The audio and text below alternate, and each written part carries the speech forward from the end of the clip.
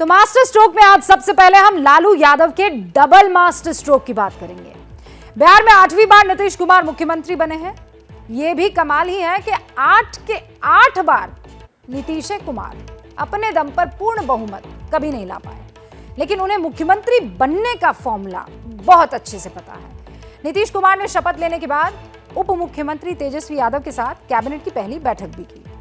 इस कैबिनेट की बैठक में 24 अगस्त को विधानसभा का विशेष सत्र बुलाने का फैसला लिया गया। 24 और 25 अगस्त को सदन का विशेष सत्र होगा। 24 अगस्त को सदन में फ्लोर टेस्ट भी हो जाएगा। इसमें महागठबंधन को पूरा विश्वास है कि वो अपना बहुमत साबित कर देंगे। आंकड़े बता भी रहे हैं। लेकिन आज हमने शुरुआत में लालू यादव की बात इसलिए की है क्योंकि हमारे सोर्सेज ये बता रहे हैं कि इस पूरी डील के सूत्रधार लालू प्रसाद यादव ही हैं। लालू यादव ही वो शख्स हैं जिन्होंने नीतीश को एक बार फिर से अपने साथ लिया। इसी बहाने लालू यादव ने डबल मास्टर स्ट्रोक चला। 2024 में प्रधानमंत्री नरेंद्र मोदी का विजय रथ रोकने का संकल्प और अपने बेटे तेजस्वी के लिए बिहार की पथरीली जमीन को समतल करने की कोशिश। मास्टर स्ट्रोक की एक दिलचस्प रिपोर्ट अब आपके सामने।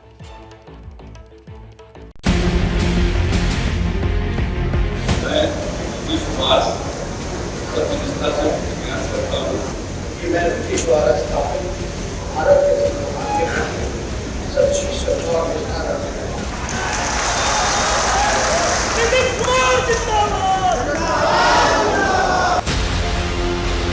और इस तरह से नीतीश कुमार ने 8वीं बार बिहार के मुख्यमंत्री की शपथ ले ली। लेकिन क्या ये कहानी सिर्फ बिहार की सत्ता तक सीमित है या फिर प्लान कोई बहुत बड़ा है? क्या 2024 में मोदी का रथ रोकने की तैयारी है?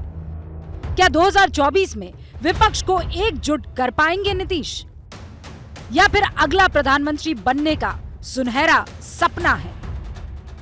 आगे भी जरूर हम चाहेंगे कि सब लोग मिल करके पूरा का पूरा मुख्यमंत्री जी सुशील मोदी आगे का सपोर्ट करें। कभी सुशील मोदी आपको पीएम मटेरियल बताते हैं, तेजस्वी यादव जिनको 14 में मिला अब 24 है ना, फिर इसलिए सब लोग एकजुट हो जाए।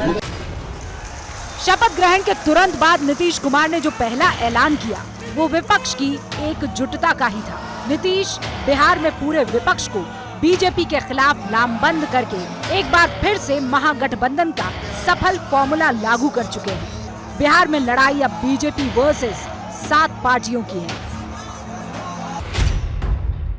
इसमें RJD, JDU, Congress, CPI-ML, CPI-M, CPI और जितिन राम मांझी की पार्टी HAM है। कल तेजस्वी यादव ने साफ साफ इन 7 दलों के महागठबंधन को अपनी और नीतीश कुमार की बड़ी सफलता बता दिया था। पूरे बिहार विधानसभा में एक अकेली पार्टी रहेगी भाजपा। बाकी जितने सदस्य और पार्टी जो हैं नीतीश कुमार जी को अपना नेता यानी महागठबंधन का नेता माना है। और सोचने वाली ये बात है कि पूरे नॉर्दर्न इंडिया में अगर आप देखें, हिंदी पट्टी में देखें तो भाजपा का अब कोई अलायंस पार्टनर नहीं रहा। एक भी अलायंस पार्टनर भाजपा का नहीं है। और इसलिए विपक्ष को ये लग रहा है कि 2022 में जो बिहार में हुआ है 2024 में वैसा ही केंद्र में भी हो जाएगा और बीजेपी के खिलाफ ऐसा ही महागठबंधन बन जाएगा जिसके अगुवा नीतीश कुमार रहेंगे। नीतीश कुमार अभी अपनी पीएम की दावेदारी को नकार रहे हैं, लेकिन 24 में खेल होने की बात जरूर कह रहे हैं। 2024 में प्रधानमंत्री पद के उम्मीदवार होंगे आप? नहीं, हम किसी चीज के उम्मीदवार का हम कोई दावेदारी नहीं। आपके कार्यकर्ता लेकिन इतना तो जरूर कर दीजिए ना कि 14 में जो आए 24 तक के आगे रह पाएंगे कि नहीं रह पाएंगे वो अपना समय। शपथ ग्रहण के तुरंत बाद 2024 की बात करना और वो भी बिना मोदी का नाम लिए चुनौती देना नीतीश के इरादों को बता रहा है। लेकिन क्या अभी से 2024 की बात करना जल्दबाजी नहीं होगी? अभी तो बिहार की बात है। बिहार में सरकार बने, बिहार में लोगों को उससे कुछ फायदा हो, उसके बाद की बात है। पीएम वगैरह की बात अभी कहाँ से होती है? अभी तो आप जैसा लोग कहते हैं कि ये स्टेप जो है वो आगे उसी ओर जा रहा है। भैया ये 2015 में भी लोगों ने ऐसा ही अनुमान लगाया था 2 साल के बाद उनका अनुमान धरा का धरा रह गया। इसलिए राजनीति में जो थोड़ा बहुत जो भी अनुभव है, इस तरह की संभावनाओं पर बहुत आगे बढ़कर बोलना मुझे लगता है कि सही नहीं होगा। महागठबंधन की जो सरकार यहाँ बनी है, अब केंद्र में भी आप लोग इस पूरा संदेश गया। अगर आप सोशल मीडिया देख रहे हो, पूरे देश में संदेश गया। क्या संदेश गया? संदेश ये गया है कि हर राज्य में इस तरह का प्रयोग हो और बीजेपी को उसकी हैसियत पे ले आया जाए। तो क्या नीतीश कुमार को आप लोग चेहरा मानते हैं? अभी देखिए ना, 24 में बहुत देर है, अभी बहुत बार बैठेंगे, बहुत बातचीत होगी। खुद आरजेडी भी 2024 की बात करना जल्दबाजी बता रही है, लेकिन बीजेपी ने तो साफ साफ ऐलान कर दिया है कि नीतीश 24 के सपने ना पालें, क्योंकि 24 में पीएम पद की वैकेंसी नहीं है।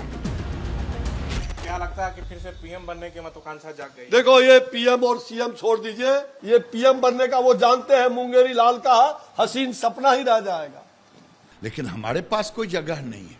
ये इधर उधर की बातें मत कर यार, जो कहना है कहो कि तुम्हारे साथ रहने पर हम पीएम के उम्मीदवार नहीं बन सकते थे, लेकिन 2013 में तोड़ा और 2014 में ये चुनाव लड़े।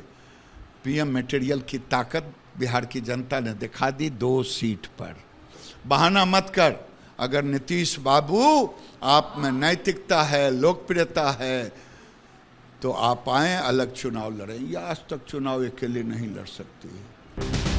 क्या विपक्ष को 2024 के पीएम फेज के तौर पर नीतीश कुमार पसंद होंगे? यही सवाल हमने अखिलेश यादव से किया, तो वो सवाल टालने के साथ ये जरूर कह गए कि बीजेपी को रोकने के लिए यूपी जरूरी है। कल मैं शरद जी का इंटरव्यू कर रहा था। शरद जी ने कहा कि 2024 में एक रिलायबल पीएम का चेहरा हो सकते हैं नीतीश जी। आपका क्या मानना है? देखिए, ये क्योंकि इस बड़ी राजनीति को मैं नहीं करता हूँ, लेकिन देश को चेहरा मिलेगा, कौन होगा ये मैं नहीं कह सकता। अखिलेश यादव हो सकते हैं। देखिए, मैं उतना बड़ा नहीं सोचता हूँ, लेकिन यूपी में क्योंकि राजनीति होनी है, यूपी में कम से कम समाजवादी पार्टी भारतीय जनता पार्टी का मुकाबला करेगी, क्योंकि यहाँ बहुत सारे दल ऐसे हैं जो भारतीय जनता पार्टी से मिले हुए हैं। नीतीश कुमार के लिए अभी बहुत दूर है डगर पनघट की, क्योंकि अभी तो किसी ने भी अपने पत्ते नहीं खोले हैं। 2024 के लिए विपक्ष के बीच प्रधानमंत्री पद के लिए सहमति बनना बड़ा चैलेंज है। कांग्रेस बिहार में तो सरकार में है, लेकिन क्या 2024 में नीतीश को समर्थन करेगी? पता नहीं। ममता बनर्जी क्या चाहती हैं? पता नहीं। अरविंद केजरीवाल क्या सोचते हैं? पता नहीं। तेलंगाना के केसीआर क्या चाहते हैं? पता नहीं। अखिलेश यादव ने साफ साफ कह दिया है, आपने सुना। तो कुल मिलाकर विपक्ष के बीच एकता में ही बीजेपी से मुकाबले का फॉर्मूला है, लेकिन फिलहाल तो ऐसा होता हुआ दिख नहीं रहा है।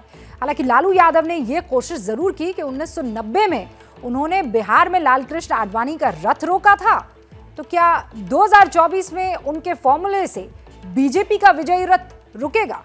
ये देखना बहुत महत्वपूर्ण होगा। फिलहाल आप हमारी इस अगली रिपोर्ट को देखिए और ये देखिए कि कैसे लालू यादव इस पूरी डील के सूत्रधार बने।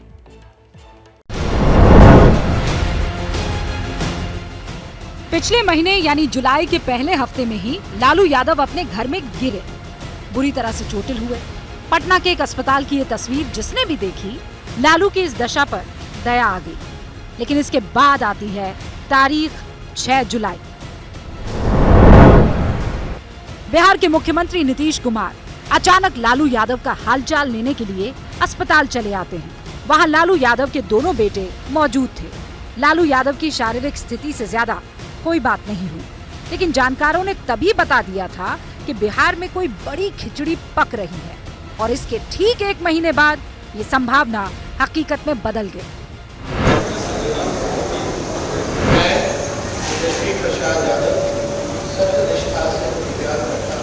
लेकिन इसकी शुरुआत कैसे हुई? क्योंकि लालू और नीतीश की राहें तो 2017 के बाद जुदा हो गई थी, जब नीतीश ने लालू का साथ छोड़ करके बीजेपी के साथ गठबंधन बना लिया था। इसके बाद भी दोनों एक दूसरे के खिलाफ व्यक्तिगत हमले करते रहे। नीड की पूर्ति होगी, लेकिन ग्रीड की पूर्ति नहीं हो सकती है। मैं इसका उल्लेख करता रहा हूं। मैं तो हमेशा कहता रहा हूं कि भाई ये धन संपत्ति अर्जित करना गलत तरीके से, आखिर ये क्या प्रवृत्ति है? और हम बार बार कहते रहे अपने भाषणों में कि कफन में कोई जेब नहीं होता है, जो भी है यही रहेगा। इन पर तो 302 का मुकदमा है, 91 से बिहार का मुख्यमंत्री देश में पहला मुख्यमंत्री है कि कमर ओढ़ के घी पी रहा था। अपने को क्लीन, अब बड़ा साफ सुथरा हम हैं।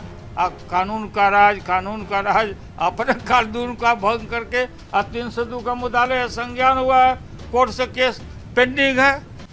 और फिर आया 2019 का चुनाव, बीजेपी की बम्पर जीत हुई। बिहार में फिर 2020 का चुनाव हुआ, नीतीश और बीजेपी का गठबंधन फिर से जीता। इस बार नीतीश की कम सीटें थी, बीजेपी की ज्यादा थी, लेकिन मुख्यमंत्री नीतीश ही बने। तो फिर ऐसा क्या हो गया कि नीतीश ने गठबंधन तोड़ दिया? सूत्र बता रहे हैं कि इस बार भी नए गठबंधन के सूत्रधार लालू यादव ही हैं। जेडीयू को लगातार ये लग रहा था कि बीजेपी दबाव बना रही है। ये भी लग रहा था कि केंद्रीय मंत्रिमंडल में मन मुताबिक हिस्सेदारी नहीं मिल पाई है। जेडीयू को लग रहा था कि बीजेपी उनकी पार्टी को छोटी पार्टी में सिमटा कर रख देगी। हमारे दल के सब लोगों के मन में जो भावना थी, अब वो देखते हुए हम लोग जो 15 में जो चुनाव में जीते, 17 छोड़ दिए थे, लेकिन जो 20 का चुनाव हुआ उसमें जनता दल यूनाइटेड के साथ क्या व्यवहार हुआ, हमारे पार्टी के एमएलए और जो भी चुनाव में पूछ न लीजिए, आपको पता चलेगा। सब लोग बोलते रहे, अल्टीमेटली उसको लगा कि भाई सबकी इच्छा है, उनकी इच्छा का हम स्वागत करते हुए फिर हो गए। बीजेपी के अंदर से भी ये आवाजें लगातार उठ रही थी कि छोटी पार्टी होने के बावजूद नीतीश कुमार मुख्यमंत्री क्यों हैं? इसी बीच लालू यादव से नीतीश की मुलाकात हुई। बातचीत में मीडिएटर की भूमिका में आरजेडी से मनोज झा थे और जेडीयू से लल्लन सिंह। कई बार लालू यादव से नीतीश की बातचीत तेजस्वी भी फोन पर करवाते थे। लालू यादव ने नीतीश कुमार को समझाया कि बीजेपी 2024 के बाद उन्हें डंप कर देगी। नीतीश की तरफ से ये भी बताया गया कि तेजस्वी यादव पर कार्रवाई की तैयारी हो रही है, क्योंकि तेजस्वी के खिलाफ भी मनी लॉन्ड्रिंग के केस में ईडी की जांच चल रही है। दोनों ने एक दूसरे की जरूरत को समझा और पुराने गिले शिकवे भुलाकर हाथ मिला लिया। ये भी ध्यान रखा गया कि 2024 में बीजेपी और मोदी के खिलाफ देश भर में विरोधियों के खेमे को मजबूत किया जाएगा। लालू यादव की दिलचस्पी अपने बेटे के लिए बिहार की राजनीति में भविष्य को सेट करने की है। तेजस्वी यादव कम उम्र में ही 2 बार डिप्टी सीएम बन चुके हैं, लेकिन बनना तो उन्हें मुख्यमंत्री है। ऐसे में कम उम्र के नेताओं में तेजस्वी तेजी से उभर रहे हैं। पार्टी कार्यकर्ताओं से लेकर तेजस्वी की बहन तक सब यही चाहते हैं कि वो 2025 में मुख्यमंत्री बने। पापा के आशीर्वाद और निर्देश पे चल करके आई थिंक पार्टी को बहुत ही मजबूत करेंगे और डेवलपमेंट पे बहुत ध्यान देंगे। और आगे चल के बहन चाहती है कि राज्य के मुख्यमंत्री भी बने? बिल्कुल चाहती हूँ। हम राबड़ी आवाज के बारे में देखिए, लोग टमटम पे आए हैं, मिठाइयाँ बांट रहे हैं, खुशी का माहौल है, जश्न का माहौल है। बिहार अभी झांकी है, दिल्ली अभी बाकी है। चाचा को बैठाएंगे दिल्ली में और भतीजा बैठाएंगे बिहार में। कब होगा ये? 2025 में हो जाएंगे।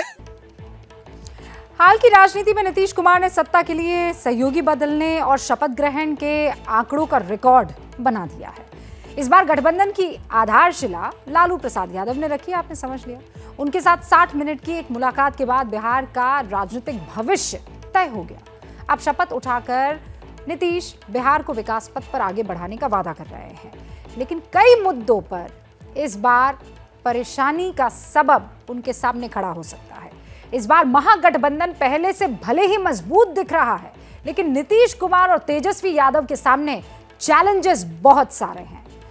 पहला चैलेंज तो यही है कि तेजस्वी 10 लाख नौकरियां देने का वादा पूरा कर चुके हैं, वो कैसे पूरी करेंगे। दूसरी चुनौती गठबंधन के सहयोगी पार्टियों को साधे रखने की है। तीसरा चैलेंज भ्रष्टाचार के आरोपों से घिरे तेजस्वी के साथ नीतीश का कदम ताल बनाए रखना है। चौथी चुनौती होगी सत्ता में ज्यादा अधिकार और हितों के टकराव से अपने आप को बचाकर रखना है। यानी नीतीश कुमार ने भले ही सत्ता और प्रतिष्ठा बचा ली हो, आगे की राह आसान नहीं होने वाली है। नीतीश और तेजस्वी की चुनौतियों का विश्लेषण अब इस अगली रिपोर्ट में आपके लिए।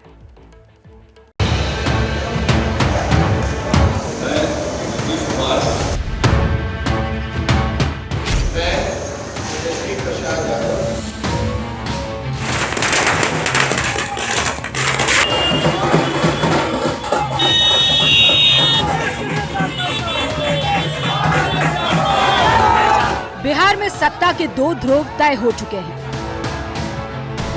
मुख्यमंत्री नीतीश कुमार ने जिन तेजस्वी यादव पर भ्रष्टाचार का आरोप लगाकर गठबंधन तोड़ा था, समय की चाल के हिसाब से अब वही उनके लिए सबसे मुफीद है।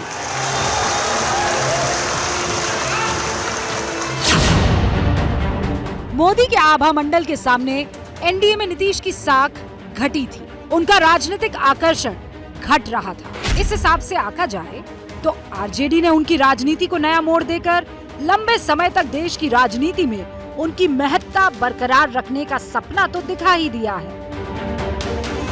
दोनों तरफ से हित सध रहे हैं और इसीलिए बिहार में जश्न हो रहा है।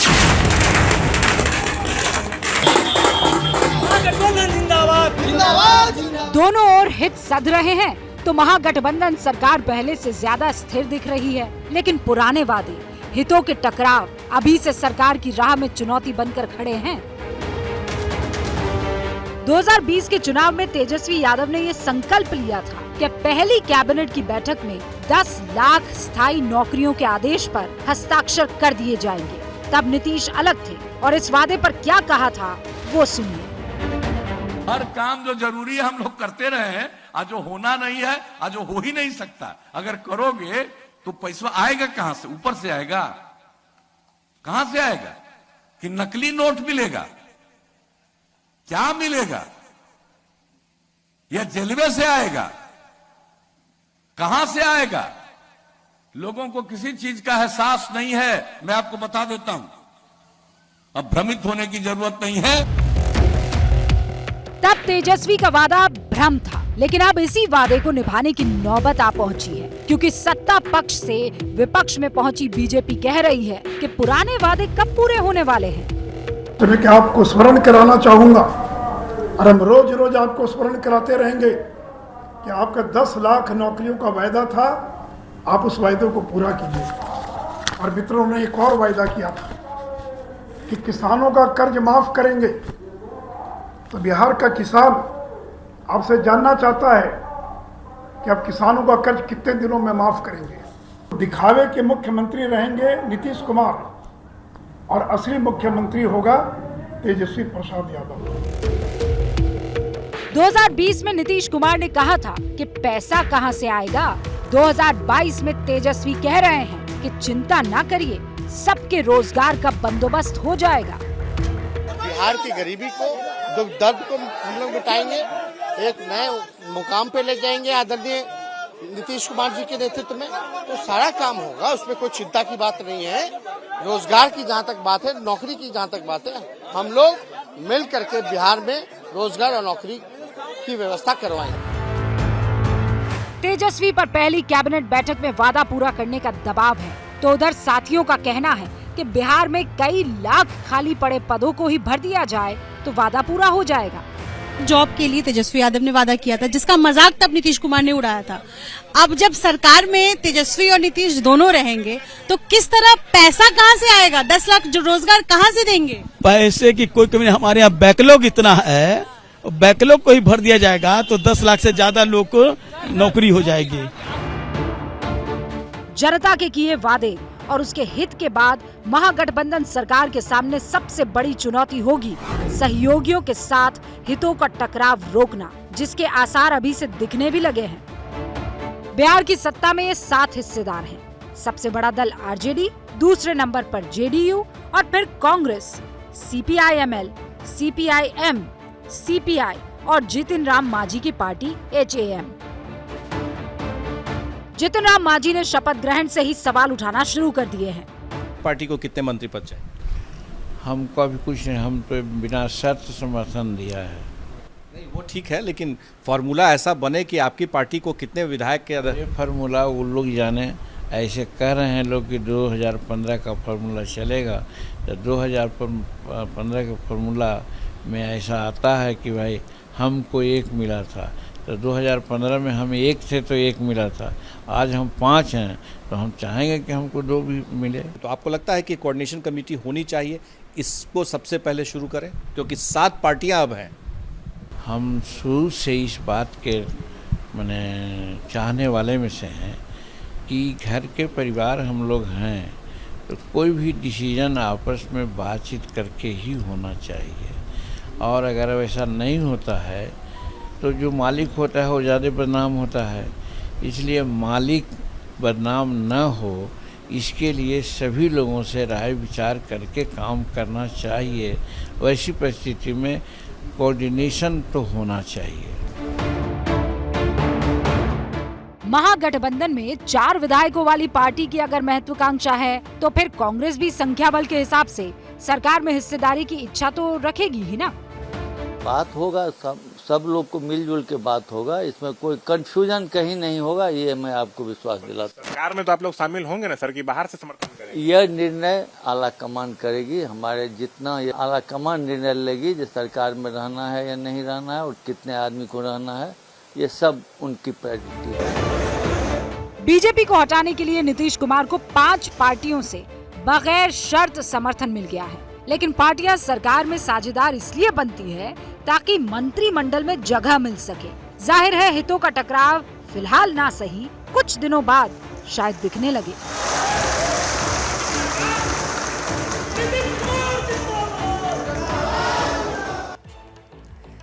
बहरहाल हम तो यही चाहते हैं कि बिहार की जनता को डेवलपमेंट की राह पर ले जाए सरकार कोई भी आए, और उम्मीद यही करेंगे। साथियों को साधना नीतीश कुमार और तेजस्वी यादव की साझा जिम्मेदारी और चुनौती है। सबसे ज्यादा हितों का टकराव भविष्य में जेडी और आरजेडी के बीच ही हो सकता है, क्योंकि सरकार में दोनों सबसे बड़े स्टेक होल्डर्स हैं। इसके अलावा नीतीश कुमार के सामने चुनौती आरजेडी कल्चर से निपटने की है। अपनी छवि साफ वो जो है उसे बचाए रखने की होगी। तेजस्वी और उनके परिवार के सदस्यों पर जुलाई 2017 में सीबीआई ने घोटाले का केस दर्ज किया। ईडी भी मनी लॉन्ड्रिंग मामले की जांच अभी कर रही है। 2019 लोकसभा चुनाव में तेजस्वी यादव मीसा भारती पर पैसे लेकर टिकट देने के आरोप लगे हैं। टिकट नहीं देने के मतलब पैसे ले लिए लेकिन टिकट ना दी, ये वाले आरोप लगे हैं। इस मामले में पटना सीजेडी कोर्ट ने सितंबर 2021 में तेजस्वी यादव सीजेएम कोर्ट ने तेजस्वी यादव मीसा भारती समेत 6 लोगों के खिलाफ एफआईआर दर्ज करने का आदेश दिया। लालू यादव पर साल 2006 में केंद्रीय रेल मंत्री रहते हुए होटल आवंटन में गड़बड़ी का आरोप लगा है। इस मामले में लालू यादव, पत्नी राबड़ी देवी, बेटे तेजस्वी के खिलाफ केस भी दर्ज है। तो भ्रष्टाचार के आरोपों को आधार बनाते हुए ही नीतीश कुमार ने, याद कीजिए, आरजेडी का साथ छोड़कर बीजेपी के साथ सरकार बनाई थी। अपने अपने राजनीतिक हितों का ध्यान रखते हुए चाचा भतीजा एक बार फिर से साथ तो आ गए हैं, लेकिन दोनों का साथ चलना कितना मुश्किल होगा ये आने वाला वक्त बताएगा। बिहार में बदलाव का विश्लेषण आपने देख लिया है। अब आपको ले चलते हैं कश्मीर, जहां हमारे जाबाज जवानों ने कुछ ऐसा कर दिखाया है जिससे कश्मीर में अमन का नया चैप्टर खुल रहा है। पूरे 12 घंटे का ऑपरेशन, उसके बाद जम्मू कश्मीर में सुरक्षा बलों ने 3 आतंकियों को ढेर कर दिया है। आतंकी इस टोली में एक ऐसा भी नाम था जो घाटी में पिछले कुछ सालों से टेरर का नया दौर शुरू कर चुका था। ये टेरर था टारगेट किलिंग का, कश्मीरी पंडितों को निशाना बनाने का। आज हमारी सुरक्षा एजेंसियों ने आतंक के इस मॉड्यूल के सरगना का सर कुचल दिया है। इसके बाद राहुल भट्ट और अमरीन भट्ट जैसे परिवारों को तसल्ली जरूर मिली होगी कि जो टारगेट किलिंग का शिकार हुए थे उनको शिकार बनाने वाला आज नेस्तनाबूद हो गया है। टारगेट किलिंग के इस मास्टरमाइंड को कैसे अंजाम तक पहुंचाया गया और इससे घाटी में असर क्या होगा, इसी का विश्लेषण है अब अगली रिपोर्ट में।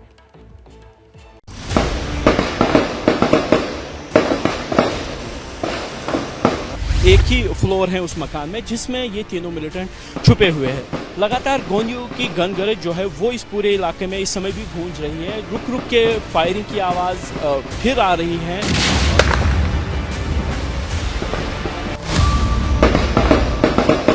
12 घंटे तक गोलियों की इस बारिश और धमाके की गूंज के बाद पूरा हुआ कश्मीर का सबसे बड़ा इंतकाम।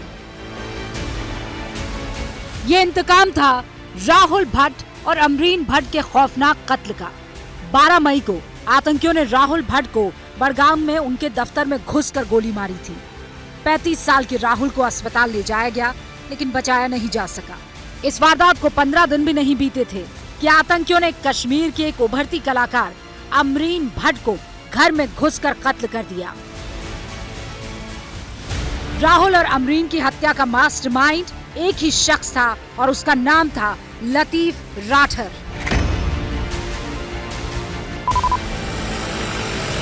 लतीफ को उसी बड़गांव में मौत की नींद सुलाया गया जहां उसने राहुल और अमरीन का कत्ल किया था।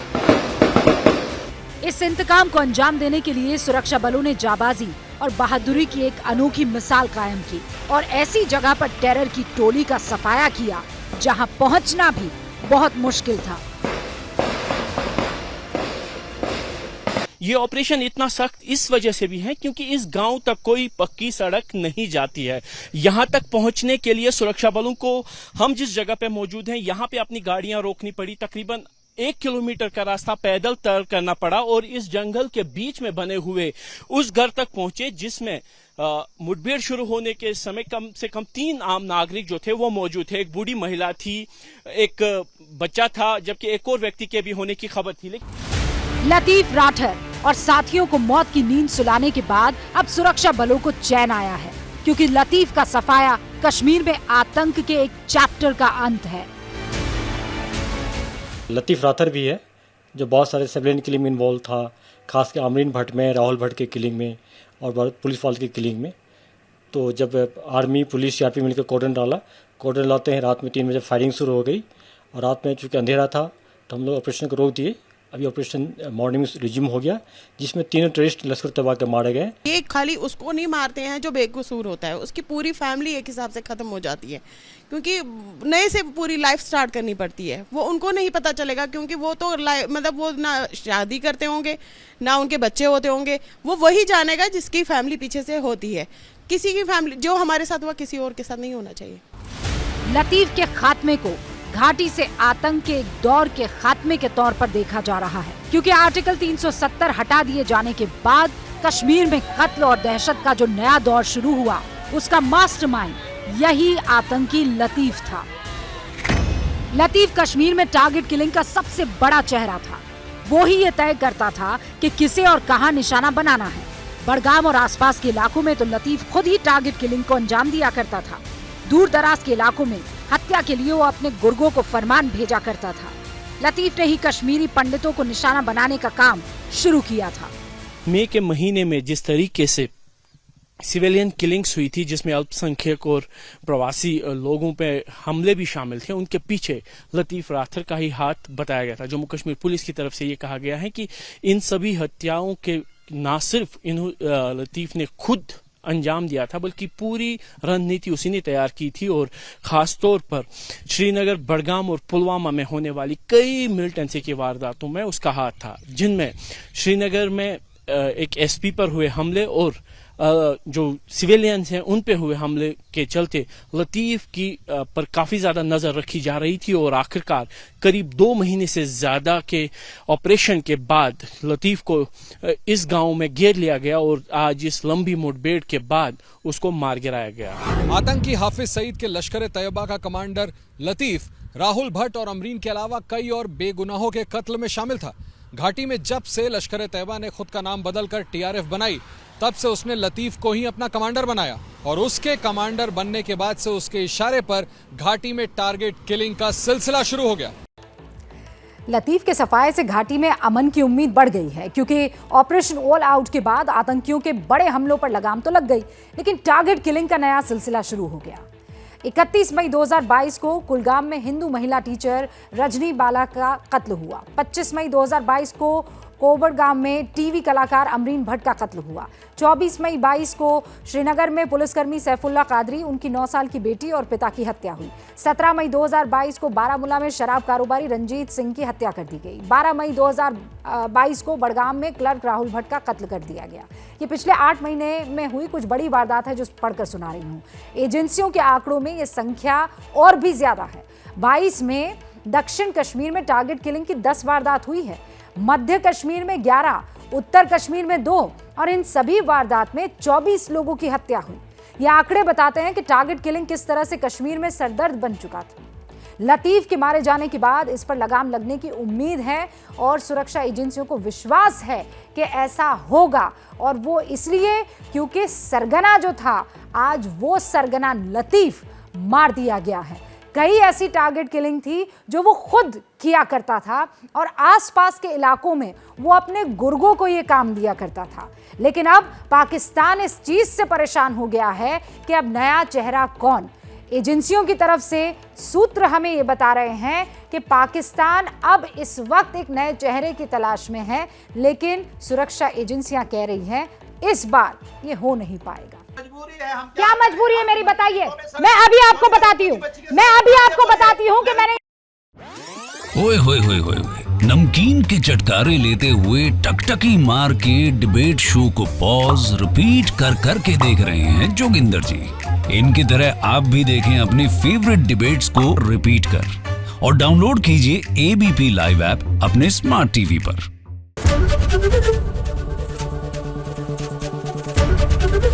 एबीपी न्यूज आपको रखे आगे।